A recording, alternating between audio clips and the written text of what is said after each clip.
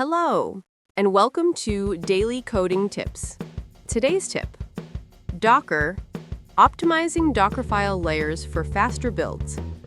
Unoptimized Docker files lead to longer build times. Every instruction creates a new layer. Changes in early layers invalidate later layers, forcing rebuilds even when code hasn't changed significantly. This wastes time and resources. Combine frequently changing instructions lower in the Dockerfile and less frequently changing ones higher up. Sort multi-line arguments alphabetically to prevent unnecessary changes in the checksum. Note the combining of apt-get update and apt-get install. We also only copy requirements.txt before the application code. This allows Docker to cache the dependencies layer even if the application code changes.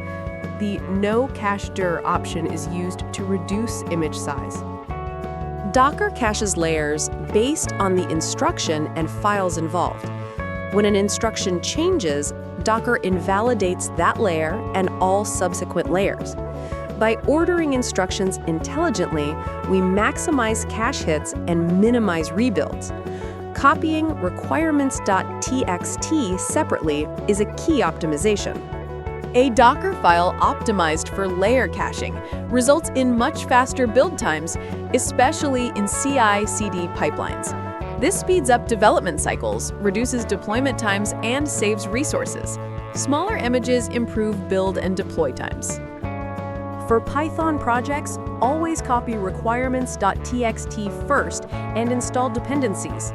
This is a common pattern that dramatically improves build times. Apply this to all dependency management tools.